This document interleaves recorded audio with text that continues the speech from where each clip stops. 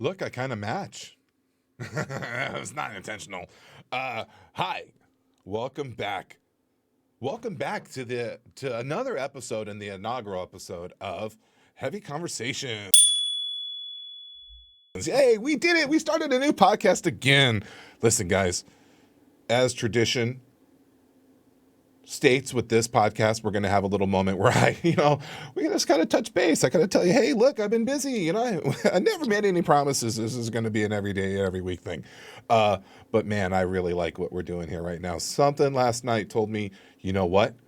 I like it. This is actually, okay, not last night. Yesterday, I was driving to the gym and I just out of nowhere, the name Heavy Conversations popped up in my head. I immediately sent a message to a friend and said, hey, where are we on the cringe meter? And good news, he said, not too cringy. Acceptable level of cringe, Russell. Go on with the idea. So we are, and I'm here. And this is actually, I think, where I've been trying to find. The Russell Buddy Presents, lovely idea, but I didn't really know what to do with it. The fat way out. Kind of inspired by Ben Patrick, knees over toes, trying to kind of say where we're going, what we're trying to get done. I had a problem telling people. People be like, hey, what's your Instagram handle? And I would say, the fat way out? I'm Russell Buddy. Hey, it's me. I'm back, Russell Buddy. And I really like this idea. Heavy Conversations, man. A place where we talk about obesity. I went to ChatGPT last night. Chris has been telling me about ChatGPT for months. I finally downloaded that to my phone. Oh wow, is that powerful? And we got some some bullet points of what the podcast is going to be about. AI told me how to make it, so I'm going to just do what AI tells me to do. We're really fortunate today to have our first guest on Heavy Conversations. He didn't even know it because at the time this podcast wasn't called Heavy Conversations. It was just a chance to record with Matt, my world famous powerlifter, entrepreneur, trainer of all the athletes, inventor. My friend Matt Wenning was in town, and I was going to do what I always do whenever I see someone who kind of knows anything about fitness and nutrition. I said, hey, I'm a fat guy. What should I eat? And he said, why don't we record a podcast and talk about it? And I was like, no. You're Matt Wenning. You don't want to mess with the buddies. You don't want to slum with us. And he was like, no, man, it'll be fun. You can, record something today and maybe like in a month you can drop it. That's fun. Come on, let's do it. Coincidentally, Matt knew me really well. It's been about a month, and here I am recording an intro for a podcast I did a month ago. I don't move slow, kids. It's not easy for me to figure out how to make time with this, but I'm going to keep working on it. I have completely buried myself in opportunity, and I'm going to do everything I can to keep up with it. So without any more wasted time, let me introduce you to Matt Wenning, all-around great guy, my friend. Matt. Yo. I am here. This is kind of a privilege. This is really kind of the first time I've ever had a Q&A session with anybody. Yeah. Chris every now and then lets me sneak in some questions. Sure. I guess I've gotten to ask a question or two of Thomas DeLauer, right? He's a big fancy guy, right? And who else? Dr. Chafee. Yeah. And big carnivore proponent. But I don't think I've ever had a chance to talk to like a world record athlete before. Yeah. Right? You are a powerlifter legend, right? Yeah. You've had a title or two, is that right? Yeah, quite a few. Tell me, just so the people that know. 5 all-time world records, including a rep record that I broke that Tom Platz held, which was considered the legendary status. So I squatted 520 for 24 reps in 1 minute and 40 seconds. That's insane. So yeah, not only super strong 1RM, but also the work capacity. I've done 225 for 63 reps, 405 for over 20.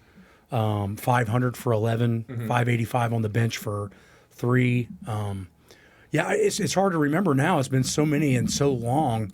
But, it's one of those things where when you just love to push yourself, you just end up down this rabbit hole of chasing all of these different goals that you have for yourself, Have you always been, when did you start lifting weights? At what age? I started lifting when I was 12. So my uncle came and lived with us.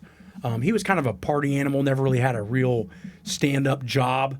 but he was always my favorite cool uncle, that was always in trouble and had all the girls and the motorcycles, but never really had a steady job. So when I was 12, sounds like a great fucking uncle. By the way. It's like he sounds great. It's like the best friend that can buy beer and has. Is he still with you? No. So he passed away actually my senior year in high school. Okay. So he moves in, but he had been working at this steel foundry, and he had this set of sand-filled weights. And he moves in, he puts the weights in the family room, and I'm out playing with my friends one day, and I walk in, and he's bench pressing, and he's got like 135 on the bar. And he's not a big guy. He's only like 170 pounds, but he's shredded from working in a steel factory. And I'm like, hey, Uncle John, can I come lift with you? And he's like, yeah, let me take some weight off. I'm like, no, leave it, I'll do it. And he's like, wait a minute, this is 135 pounds. I'm 12 years old. And I'm like, no, I can do it. He's like, fine, fuckhead, go ahead. So I crawl underneath it, and I do it for 10. And I'm 12 years old. Now, keep in mind, I'm a bigger 12-year-old, and I had been swimming competitively since my car accident, so about 5 years. So my shoulders, I'm athletic, but I'm bigger. Yeah. And he's like, holy shit. So he's freaking out. Well, I just impressed my favorite uncle. So what do? I talk to my mom, and she gets me a membership at the Y. Fast forward 2-3 maybe months later, 2 guys that happened to lift at the Y were both American record holders in powerlifting in this little podunk town. They see me in 6th grade and think I'm in high school. And so they're like, well, fuck that. You're coming to lift with us. Yeah. And that was that.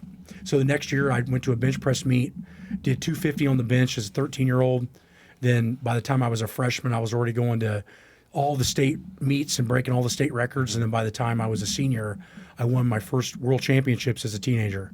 And that's when I went and saw Louis Simmons 3 hours away in Columbus, Ohio. And that started the whole professional thing. I always tell people, like, compared to someone who's not strong, I might look strong. You know what I mean? Like, compared to someone who doesn't work out, I'm strong. Because people go, oh, no, you're big, you're strong. Like, you're even saying it today. You're like, no, come on, Russell. Every time you get up off the chair, it's a box squat. It was a 500-pound box squat and all that. I know. I've never been in any delusion of like my, athletic abilities or anything like that. Yeah. But I used to be able to, like, when I was 10, I was the catcher of our baseball team because, it's probably where you put the slowest kid. Yeah. Right? And I'm certain, like, Major League Baseball player catchers are incredible athletes. But when you're 10 and you live in my neighborhood growing up, that's where you put the kid that can't, run down a fly ball, right? And I remember, I have a very vivid memory in high school when I was playing football of the coach saying, you're going too low in my squats. And he's like, he even said, like, yeah, you're gonna make your ass giant or something like that. You're going too low, right?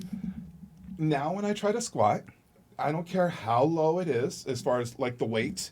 I go down, I crane forward, and I always hurt my back. I've done it 3 times in a row. Yeah. And so the craning forward is the body's underneath psychology to go to your knees. Because if you lean over, now it's a leg press. But by doing so, puts more pressure on your lower back. So a leg dominant style squat, although to most people would seem safer, is actually more dangerous because of the lever shear force it puts on your lumbar.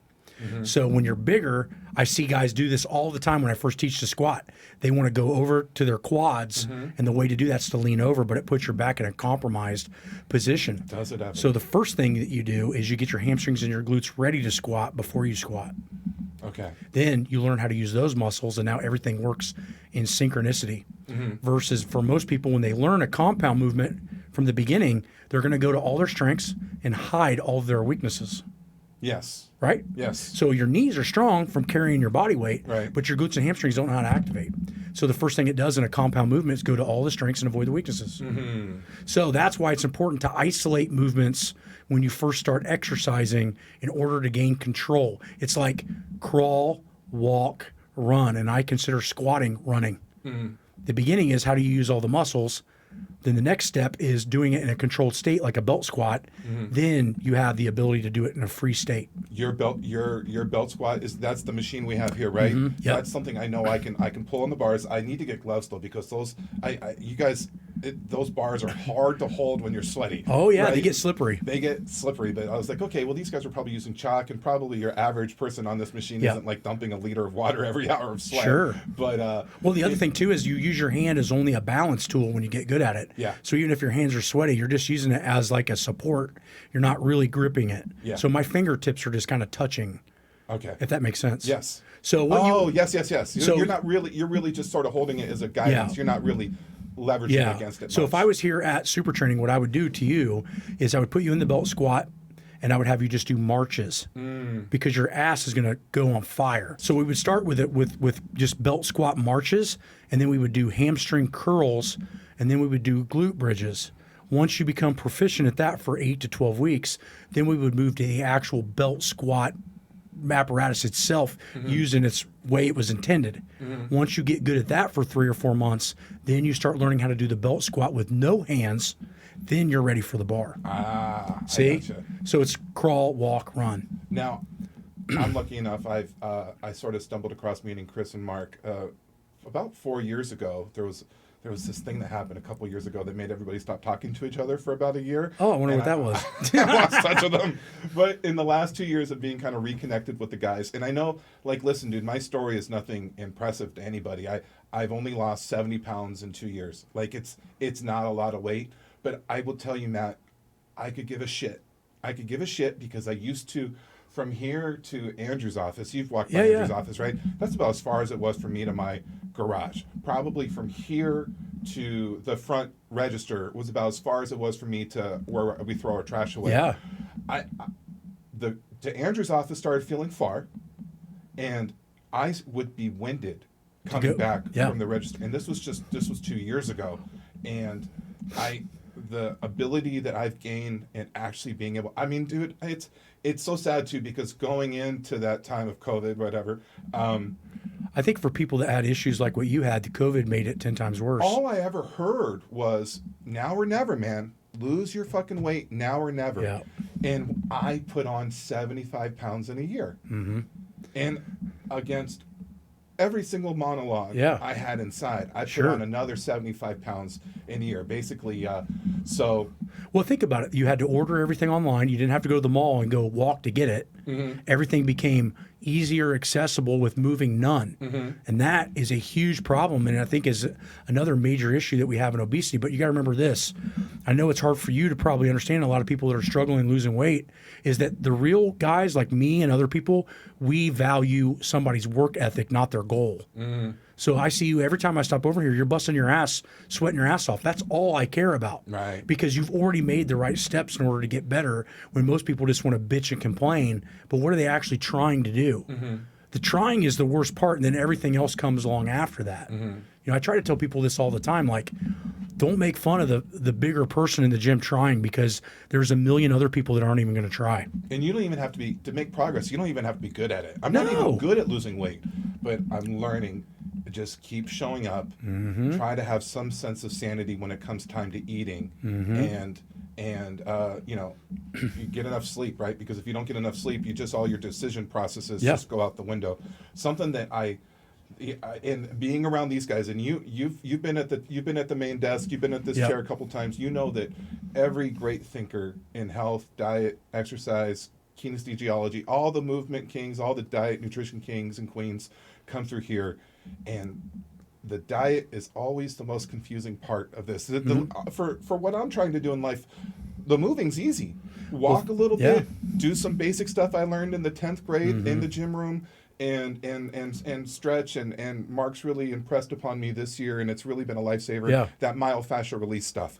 It's a lifesaver. Oh yeah. But the diet is still the hardest part about this for me. Well, because the diet's directly attached to your hormones, and your hormones have been wired a certain way to put on a certain amount of weight.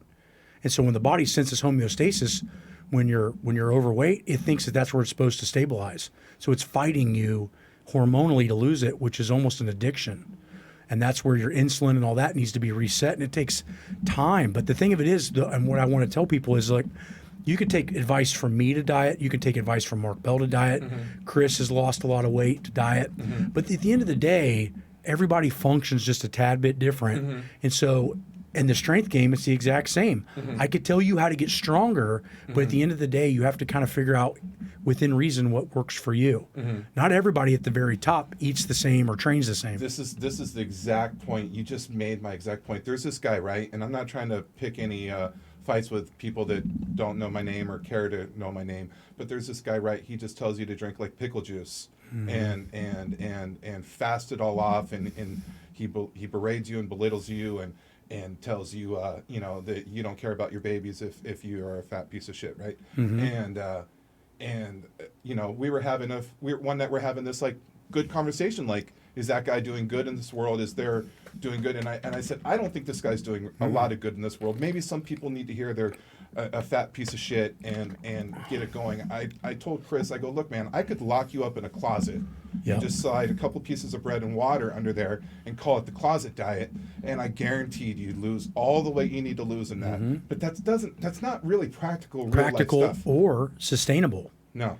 So like you're saying, pickle juice, I mean, yeah, that sounds awesome, but here's the end of the day, it's not sustainable, and compliance, like what Stan says, is the science. So the point is, it's everything, it's just like what people don't want to hear with strength training. Everything is slow, methodical, it takes time. You did not get overweight in 2 years. No. You walk 10 years into the forest, you got to walk 10 years out. Right. So if you were, I mean, I know I'm a fan. Since I mean, I've become a fan. I'm all over your gram. Yeah. And I see you take these athletic people, some of kind of normal size, some giant people. I see you take them to Costco. You say, if you're on a budget, get this ground beef. If you're not worried about budget, get this sirloin, get this ribeye. What is the Matt Wenning system of nutrition and getting your diet under control? Well, a lot of it's a mixture of Charles Poliquin, and again, like we just talked about, it's a mixture. It's a mixture of Stan Efferding, Charles Poliquin, and Dr. Eric Serrano. And in those three, I found something that was sustainable for me. Now, again, my diet may not be as down to the calorie as some other guys that are insanely shredded, but I like to still hold on to my powerlifting style strength. I find that if I get too lean, I lose a little bit of my strength, and that mentally, psychologically messes with my psyche. So I try to find that nice balance where I feel good, I'm athletic, but I'm still insanely strong. So it took me 5 years to really dial that in. But my diet is trying to eat clean meats, try to select quality carbohydrates that are usually organic, like I love rice, and try to select things that are non-inflammatory. So I try to stay away from a decent amount of bread. I try to stay away from a decent amount of processed dairy, and I focus on quality materials in my diet that make me not only feel full, but also what I find is that if I feel like when I eat a meal, if I can't go train in 25 minutes, it's the wrong meal. So if I get bloated on a whole pizza, I don't want to go train. I want to go lay down. I'm tired. I'm lethargic. I don't feel good. Well, that automatically is telling you your body's fighting it off. So what I try to tell people is that the food coma. Food. If you feel real. Food coma, the food selection and the portion is not correct. And in reality, I don't like the fasting either, because what I think it tells most people with a nutritional issue is that save it and wait and just gorge. That's exactly what it tells. Well, then your fucking stomach stays massive, and then how hard is it to get full? Insanely hard. Yeah. But if you're eating 5 small meals a day, your stomach starts shrinking, and then when you do cheat, you can't cheat to that limit. Right. So I am a non-faster, 100%. And I find that people that do that, it's the simple, easy, excuse my language, retarded way to tell somebody to diet, because they're not learning how to control food and use it as a fuel. Right. They're giving them windows of shit instead of saying, no, you're going to learn how to treat your food with the same respect that you treat your training and the rest of your lifestyle. You don't half-ass and just work a half an hour in an 8-hour day so you can just get it all done real fast. You spread it out and make it usable, and that's how your diet should be, in my opinion. This is always the thing. My wife has always been better at controlling her weight than I have. She's got a little bit of weight she wants to lose, and I got a shit ton of weight I want to lose, and I like to cook for her.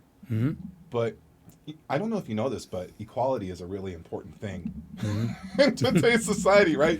And it's like, if I feel like if my bowl is much bigger than her bowl, it annoys her, right? And I'm always trying to and I see her bowl, which seems pretty modest and reasonable size, and then she has like that nice little cereal bowl that's about 5 or 6 inches, and about that thick.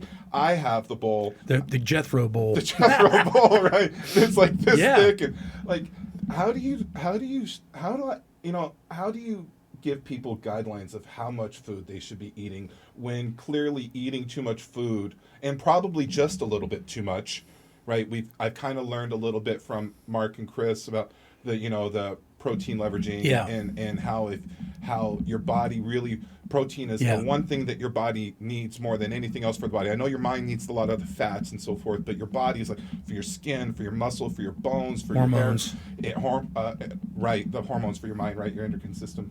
But so if you're not getting enough protein in your diet, you're going to crave more food in general, right? Yeah. But once you, and I think it's been Because protein takes energy to break down and make energy. Whereas carbohydrates, think of carbohydrates as gasoline, right? You throw matches at it, boom, it blows up. That's carbs, right? You do that with protein, it doesn't ignite because it has to go through all these processes. So it slows down the metabolic rate. That's why you eat carbs with proteins to slow it down. Just carbs by themselves is not a great way to learn how to lose weight or control your insulin because it's not slowing it down by the way it digests. It's kind of instant gratification to the bloodstream, at least the way I look at it. So what I always say is always have a decent amount of protein. You don't need to measure it, but just have a decent amount of protein in each meal, and you'll know if the meal is the right amount. If 2 hours later you had to eat it again, you could eat it easily. But if you're like, oh, I'm full, I don't. still stuffed. If you're still stuffed, it's too much. You should always. The one thing I learned from Stan is he said you should always walk around a little bit controlled hungry. Like right now, I'm kind of ready to eat. Yeah. But I'm not dying because I've already eaten 3 times already today. I got 2 more meals to get in. So my point is I'm not fasted for the last 7 hours where I'm starving. And then I'm probably going to get on my motorcycle if that were the case and go make a bad decision if I was an average person. Right. Because now my insulin's telling me what to do versus up here. I heard in this food addict support group once that you should put your wallet in your trunk. Yeah. Because so many people you go by any restaurant right now and there's 12 cars lined up in the drive-thru, right? So I've learned about the protein, right? I've learned about the protein. You want to have about 1 pound or 1 1/4 to your lean body mass, right? Yeah. So if you weigh, say we guesstimated 230. I took a dunk take. Yeah. 7 or 6 Hydrostatic years testing, ago, yeah. and it put me in. I was about 460 pounds when I was in that dunk tank, and again, like you exactly. I mean, it's almost like this stuff, right? Yeah, it was so hard to empty my lungs. Well, that's why when we were in school, they were switching the dunk tank as the gold standard to the DEXA scan. Yeah. Because the DEXA scan cannot be cheated. Yeah. It's a full body MRI of body fat, lean mass, but you're at the size that it won't measure it. And so, but the underwater weighing, the problem with is they calculated and calibrated those machines with dead bodies, and those were donated, and most of those people were so emaciated, they were homeless, very old and elderly, they had no muscle mass. So it might skew a little. It could have been a little high Or a little low. Fair enough. Who It's knows? hard for me to imagine that my LBM is 230. Yeah. Because I, as a reference point, when I was in the skinniest I ever was in the Army, I was like 198, and I could actually buy pants at like a normal store. Yeah. But think about it, though, if you were 198 and you put on a 200-pound weight vest, how far could you walk? Right. So we don't know. But the point being is you really need to figure out that lean mass, and then that really starts to dictate the calories. Remember we talked about if you weigh, say, 200 in lean mass, if you're trying to lose body fat but not a lot of muscle, 15 calories, 200 pounds times 200. So 15 to lose, 17 to sustain and switch from body fat, and 20 to gain, but not too much body fat if you're trying to be stronger. And then, so if it's a pound for every LBM pound, it's about 1 1/4 grams of protein. Roughly. For the nerds that love to bring out their MyFitnessPal and they're really into this and still use their 1 scale. to 1.25. Where do you put the carbs and the fats? Remember and do you feel like there's a top end? Yeah, Do you remember feel we like, talked about that muscle mountain that I was telling you about, Poliquin. Yeah. Depends on what side that snowball is rolling down. Yeah. If you're insulin sensitive, you can have more carbs. Right. If you're insulin insensitive, you are going to utilize less carbs. Carbs kind of either can turn on good muscle and energy or it can turn on body fat storage, depending on which side of the fulcrum you're on. So where do you think so say someone spent the last 30 years destroying their metabolism through bad, unhealthy eating. Their fats are going to need to be higher and their carbs are going to need to be lower. Where do you like to cut those numbers? I would say that probably you need 1 gram of carbs per pound of lean mass. So if you weigh 200 in lean mass, 200 grams of carbs will be your limit. Okay. And I'm just making a guesstimate. Yeah. Because I would need to do more testing than that. But then the rest of that would be done with quality, like almonds, pistachios type fats, plant fats. You don't like the saturated fats and red meat? I don't think that they're bad, but I think that if you can have a little bit more plant fats, I think that it helps a little bit more with satiety. I've noticed that if I eat higher fat meat content, for some people, especially my firemen, it makes them hungrier. But I noticed that like eating nuts and plant fats tend to kind of block a little bit of hunger. Now, that's not true for everyone, but I've seen that before. And then for the obese, where would you recommend the fat? Presumably and maybe we can follow up with this. I've heard that if you are insulin resistant, it doesn't take long to put you back into an insulin sensitive state once you normalize your inputs. I would say, from what I've experienced training hundreds of firemen, that usually the reset period is between 30 and 60 days. But that doesn't mean that you can go back to abusing carbs. That's the problem. Is it puts you in a sensitive state to go the right direction, but it doesn't fix the problem yet. Usually you can tell that by your A1C. That's how much cell damage your carbs have created. But until your blood sugar is pretty steady under 100 all the time, that's where fasting. Yeah. Do you mind if I look mine up real fast? Yeah, absolutely. So then, and to this hypothetical person, Yeah. where would you put the fat grams per LBM? Well, it depends on what the satiety is and how bad they've abused the food, but I would say probably at least 1 gram per pound of lean mass as well. So you're looking at 200 grams of fat, something around that range. And like, again, I'm just throwing those numbers out. I would have to get calculators out for each individual, but that would be somewhere in the range. So we're looking for my resting glucose. Is that what you're saying? Resting fasted glucose. Fasted glucose. Sorry. Yep.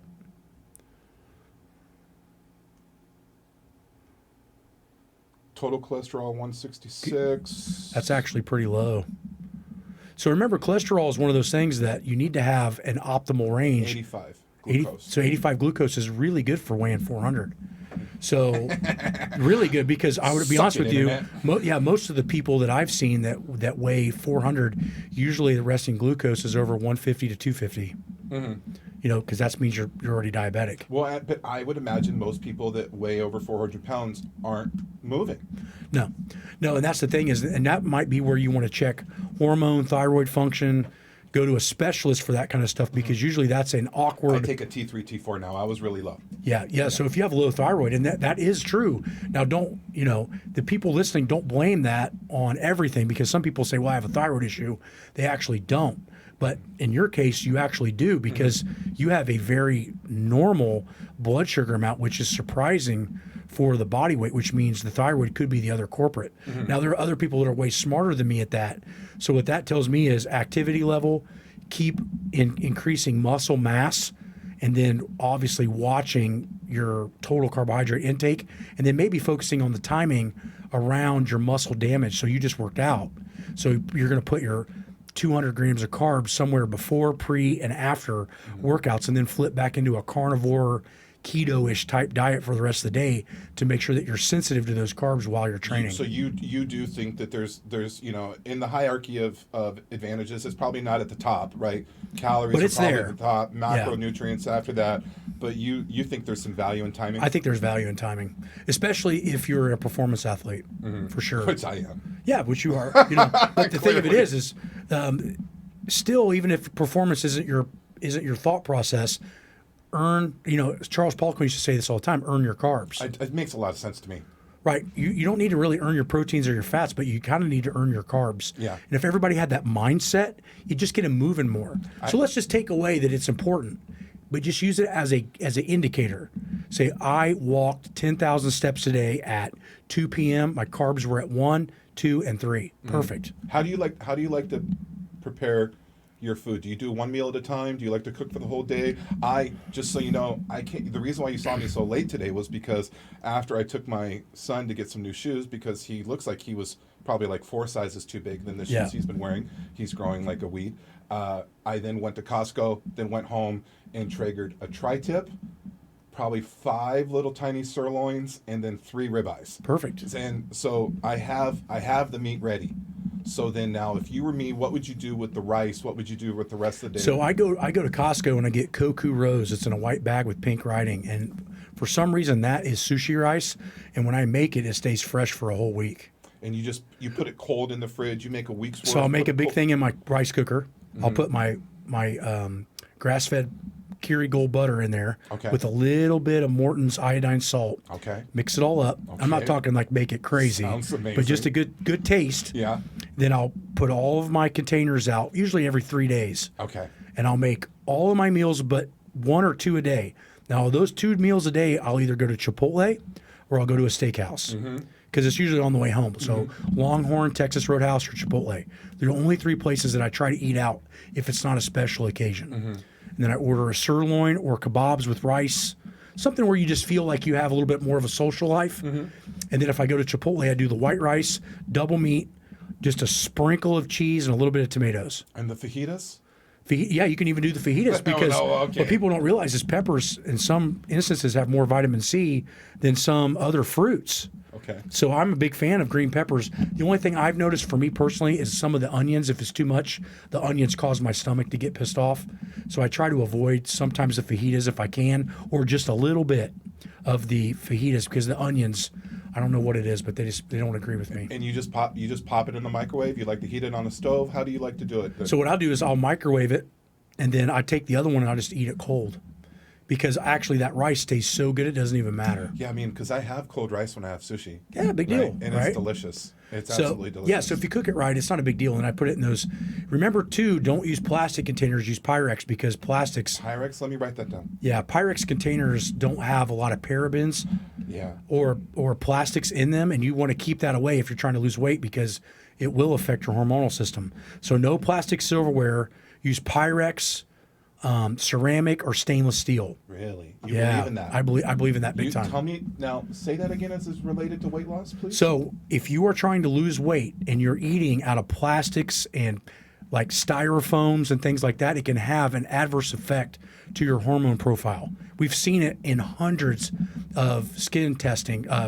Skin caliper testing that Charles showed me on bioprints. People come back with toxicities, usually in metals or in plastics or styrofoams. Cut those out, testosterone goes up naturally. You know, I was just thinking about you yesterday driving here because I want to start deadlifting again, right? And I get to sit across from Bohr, who still deadlifts like 600 pounds. And I remember you saying you had those soldiers deadlifting like around 400 pounds, and that was still good. And I was talking to Mark, like, I don't know if I'm ready for the squat, but I'd like to start working a deadlift back into my program again. Yep. And I was thinking about you saying, like, you said something like, you know, for your average, you know, civilian, these are soldiers, but civilian in your world, like a 400-pound deadlift's amazing. It's insane. It's insane. Yeah, there's only, out of 350 firemen that I train, I will bet you there's less than 10 guys that can deadlift 400 pounds. I'd like to get there again. Yeah, you could totally do that easily. The trick is, remember, take your time, and anything, just like carbohydrates, anything compressive you have to earn with traction-based movements.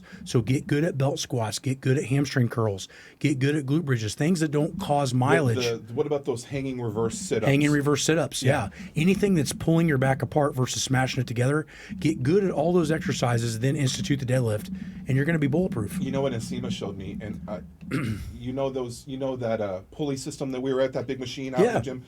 So he gets down on the ground, and then he'll get into these big wide ass splits, and then he'll do like some traction with the rack pulling against them. It's uncomfortable for me to get up and down off the ground like that, but I'll haul over one of those benches. Yeah. And I'll just straddle a bench, and you know, it's actually nice because I can use that bench to sort of lean into a few different exercises and just to pull. I feel because a couple months ago, I started dealing with one pinched nerve after another. Oh, yeah. It started on the right outer thigh and worked all the way around to my left hip. And until I started really working on those, not compressive, those contraction. No, tell me the right word. Traction-based movements. Traction-based movements. I think they saved my life. Yeah, so what's happening is probably one of the nerves off your sacrum or your lower lumbar got pissed off. Yeah. And it started fucking up your nerves. Now, so don't always think that a knee or a hip pain is actually the area. Sometimes we don't call it phantom pain because that's when something's gone, but It's like just downstream. referred. So it's a referred pain off of one of the branches off of your back, and that's why when you're overweight or you're just starting to work out, you need to be very cautious with those areas because they're not primed for those particular movements yet. Again, crawl, walk, run. Most people go, well, I burn more calories deadlifting. Yeah, but you can get fucked up deadlifting too. You can't really get fucked up doing leg curls. Now, this is the one thing I almost interrupted you guys today, you and Chris today, but I've noticed that it's when, especially when he has somebody in here, and if you notice, You were quiet today. Because it kept, last time I kept pulling you off mic. That mic is so finicky. Every time you went and looked at me last time, you'd ghost out on the audio. So I was like, I'm just not going to interrupt them. And then I was like, I knew I'd get to talk to Matt in the gym today. So I was going to save all my questions for later. But this is the one thing I really, and I even heard you talk about it today. And it's something, I hear Chris talk about it all the time. And nobody knows this more than me. And nobody knows this more than the obese. Okay? You grow up, you're your normal kid, you can still run in the playground with recess, you can play kickball. Maybe if you're a big girl and you like to play some softball, right? You play some softball. If you're a big boy, left guard, you know what I mean? Yeah. And you're a fucking tank, dude, and no one really cares, and you don't really care that you're fat unless you have some except for when you wanted to ask that girl out on the prom date and she goes with Lance and Lance is fucking skinny, and you know what I mean? But for the most part, being fat doesn't bug you, for the most part. We talk this whole thing with Lizzo right now, right? That's kind of a conversation I heard on the internet. Mark and Seema and Andrew, she dances her ass off. Lizzo dances her ass off, and I know she looks young and vibrant, but she's got great makeup. And I don't know if I'm allowed to say this in this world, but I've heard black don't crack. Yeah. She's not young. Yeah. Right? She's experiencing the pains. And what the point I'm trying to get to is everybody at some point crosses their prime, right? I think you were talking about this earlier today. No one, the gap between their prime of yesterday and where they are today is the widest in the obese. Where, like, look at me, dude. I used to be able to go for a hike with my friends. I used to be able to play football with the other kids on the team. And maybe the ladders, I was a little slower on the ladders, but I could finish them. Yeah, you can still play with them. I could still play with them. Now I was at the point where going to the garbage can was the workout. Yeah, and the thing of it is, it happens slow and methodical, and then you just wake up one day and you're in that position, and then you don't know what to do. It's like that didn't happen overnight. It's not like you just woke up and couldn't make it there. It's percentages. How do you coach these people? Firemen, right? Yeah. A lot of firemen that they went through the academy, they were studs. They're still they're not there anymore. How do you help someone that's past their prime not get defeated by being past their prime and then not let their ego put themselves in a hole? It's difficult, but I'll tell you how I combated it, and it's different for every situation. But with the fire departments, I don't care how badass one guy is and how out of shape the others are. I start them all like they're out of shape. Okay. So everybody's a unit. And then I just start stepping it up slowly but surely.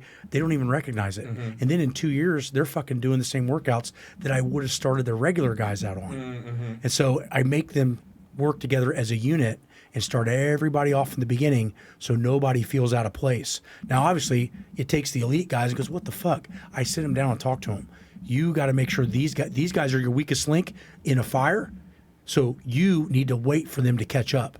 Usually within 24 months, they're caught up and they can lift because we do it very slow and methodical. The trick is don't come in and treat them like they're all pro athletes.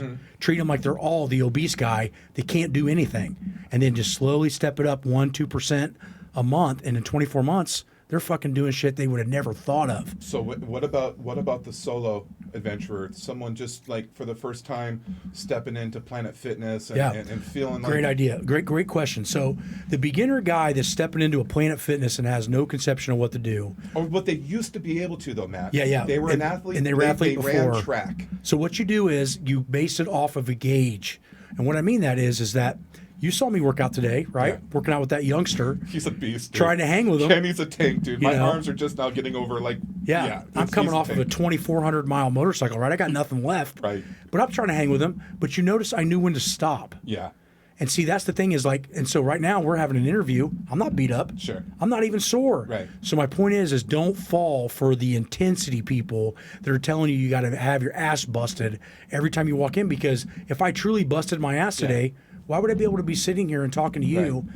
I'm not even out of breath. I'm barely even sweating. Right. It's not cool in here. I mean, this is something that I've had to learn and I was talking to Dave in the gym about a week ago, and he's like, "What do you got left to do today?" I said, I go, "Honestly, Dave, I just keep going until my knee starts talking to me. And then once my knee starts talking to me, if I don't listen to it, it will be swollen for 4 or 5 days from now, and I can't keep going." Especially when I first got in this gym, a lot of people want to see where the commitment is, and they want to see like, "Oh, what's this? Okay, fatty is like they want to see if you're really interested." And I tell people it's really at this phase for me, and I would imagine other people to lesser degrees. It's not how much gas do I have during the workout. It's what's it going to do to me 3 days. It's not what you can do. It's what you can recover from. What can you hold? So what I want people to do is don't base yourself off of what you were. Base yourself off of what you are, and look at Hans Selye response to adaptation training. And what it did, they based it off of mice and what they were, like stress response. Once you go over the accommodation loop and you're in a stressor, the body's no longer trying to adapt, it's trying to survive. That means your training is doing jack shit. So if you're pushing too hard, the body doesn't learn from it, it survives from it. Yeah. That's not a good sign. You're gonna break down, right? You're gonna break down, and it's breaking down to a point you cannot recover from. So it's not what you can do, it's what you can recover from. And that has to be based off of where you're at in this pond right now, not the pond 20 years ago. Yes. Right? Yes. So look at Hans Selye response to adaptation and look at that, and you're going to go, I need to be in this optimal range, not go 100 miles an hour like I think I'm 19 again. Right? Once you do that, then you're going to see that being what you were is possible again if you're willing to take the time, effort, energy to get smarter and get fitter. Yeah. But not overnight.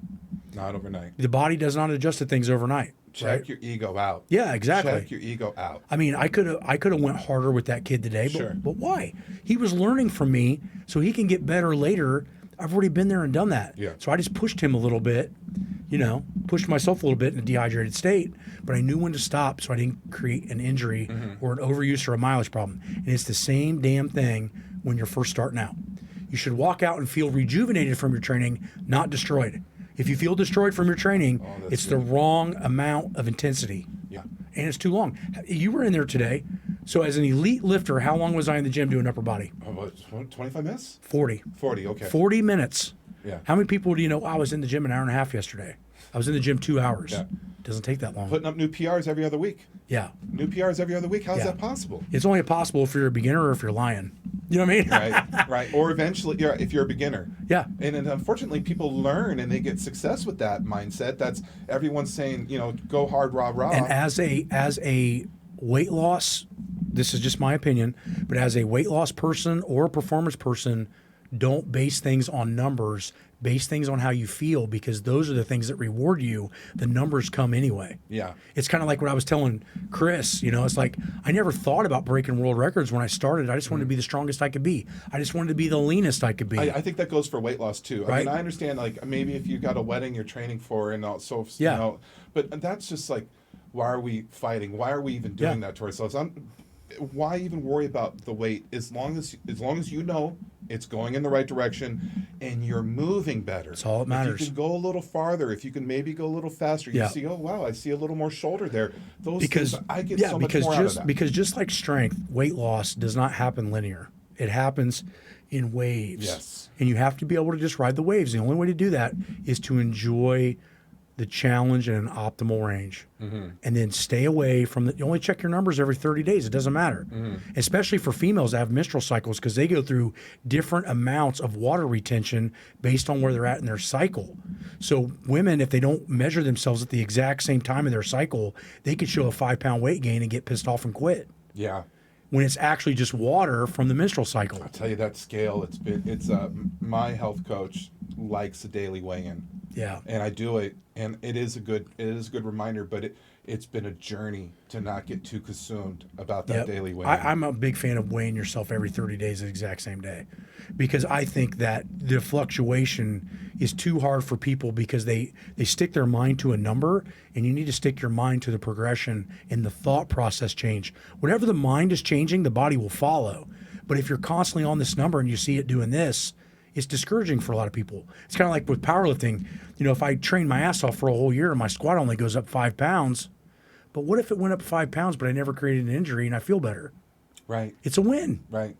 See? So it's not always the number. Yeah. It's usually what I always say with people that want to lose weight, especially my firemen, is focus on the composition, not the weight. Right. So if you say, oh, I still weigh 380, but you lost 12% body fat, dude, Right. that's awesome. Well, I still weigh 380. Yeah, but keep watching what happens. Keep watching what happens. But the composition is more important than the number. And if whatever you're doing, if you're not doing it with an intent to keep doing it next year, Doesn't matter. what are you even doing it for? It should be a lifestyle change. And that's what I don't like when people come to the gym or message me or DM me, hey, I have a wedding coming up in 6 weeks. What do I do? Yeah. Your short-term thought process is not sustainable. Because, I can get you to lose 20, 30 pounds. But here's the problem. You're not going to keep that off. No. You're probably going to gain it back plus some. I mean, and you would have to go cannibalic to lose 20 or 30 pounds, right? Oh, absolutely. Yeah, we can get you to lose 30 pounds, but hey, probably 8 of that's going to be fat, probably 12 of that's going to be water, and then, oh, by the way, in the next month, after you come back, after you've had a good time, after you've had all the drinks and margaritas, and then all that, and then now you're going to be a little bit, actually, you're going to be kind of dehydrated. Yep. You're going to be actually a little less muscle on your body, so it's going to be a little harder. You're just digging yourself. Yeah, a and hole. then your metabolic rates dropped. And now when you eat poorly, your body can't burn those calories off because you just damage muscle. Yeah. And so that's where the trick is like I tell women all the time, you want to get leaner, put on more muscle and let the fat melt. That's where the strength training comes in. I'm not saying that calories aren't important and that cardio isn't important. It surely is. But the weight training is what keeps it off permanently. The weight training is how to best affect those other guidelines, right? That's the best input for those other things? Well, we always learn in school, and I truly believe it is, when you do cardio, you burn the calories in which you burned while you worked out. When you do weight training, your caloric burn expenditure stays heightened for 36 hours. Right. So in reality, long term, you ever notice people that do cardio all the time, they have a certain look to them, and people that eat correctly and weight train look like the people that cardio want to look like. Right. Right? Yeah. So it's all about that, man. Dude, you're very kind to me. And my favorite attribute about people is kindness. Yeah. I mean, smart, driven, successful, good looking. Those things are so Superficial. Well, they're special and they're admirable in their own way. But man, kindness is my favorite one. And you're a fucking nice, kind dude. Well, like I said, it's a lot of times that comes from responsibility and maturity. You know, when I was competing, I had to be so like linear. I was telling Chris out in the gym, I go, he's such a kind, nice guy. And I said those words, I go, but he cannot help but just be fiery. The competitor in Matt is off the chart, right? Yeah. And that's kind of probably why you've been special in many ways. Which is also why I felt like I had to step down. And I still train, I still get in those modes every once in a while, but it's why I had to step down from competing, and not because I don't love it. It's because I get so competitive with myself that other people's goals don't, I wouldn't say they don't matter to me, but I can't focus on them. Right. And that's not good business. Right. You know, for me, I want to help other people achieve. I achieved far past what I ever thought was possible, but now it's time for other people to step up and see what they can do, and I have the knowledge to help. But the problem is when I'm in competitive mode, I'm not as good of a helper, and I'm not as kind. And it's not my fault. I just don't know how to. You're focused. Yeah. I liked powerlifting because it was an individual sport, and it was me against an innate object. That's what I loved about it. I got all the glory or I got all the shame. Yeah. Because I was in control. I hated team sports. Because if I played well and everybody else sucked, we sucked. Yeah. And so for me, I wanted my work to show. And so that's what drove me to powerlifting. And I think that started with swimming, because when you swim, you're in your own fucking lane. Matt, if anybody was looking to lose weight and they wanted to go to Matt Wenning's YouTube or Matt Wenning's Patreon, what would they find? They would find a little bit. I need to do more for you guys. I have a cutting manual and a diet manual, and I have some things to help with that. If you read through a lot of the manuals, all that stuff is pertinent to those goals, but they're not necessarily set up that way. Because usually, what I do, if somebody comes to me and wants to lose weight, I will make them come in to the gym, and I will do an individual assessment. Because as you well know, I got to know those numbers. Yeah. And then it's a couple hours of work on the board. What do you like to eat? Figuring out where their weaknesses are, hormonally, nutritionally, exercise-wise. I just did this for a lady that flew in from Dallas, Texas, and did a whole day of straightening her out, and she's down 27 pounds in 40 days. Yeah, and it did it right. And her calories, she goes, well, these calories are 600 calories higher. Pushing out held water that she's had at that So she point? was eating that, the other person was like, oh, it's all about calories, and wasn't cutting out her dairy, wasn't cutting out her bread. So she was holding a lot of inflammation. It had to be, right? I cut the inflammation out, boom. And now her knees feel better, her back feels better. So guess what? She trains harder. That's great, man. But you don't know until you see somebody in person. And that's why I say that there's no one size fits all. If somebody's telling you there's only one way to lose weight, they're wrong, because we don't know how that body functions yet until we do some testing and figure out what's making this person tick. And everybody ticks just a little different, so. Well, thank you, brother. No problem, man. It's gracious of you to give me your time. Hey, anytime, buddy. Hey, you're a stud. Thank you. See you, dude. man. All right, bye-bye. Hey. My camera angle is always messed up, right? Hey, buddy, if you made it this far, I just really appreciate you for watching and taking the time to listen. I hope you found some way to be informed, maybe inspired or encouraged to keep going and keep pushing in your own personal health endeavors and the endeavors of the people around you that you love and care for. If you made it this far, could you please do me a favor and give it a like and a comment and a subscribe so the algorithms love me, and so I know you love me too. I appreciate you so much. You guys mean a lot to me, and I will see you next time. Bye. Kisses.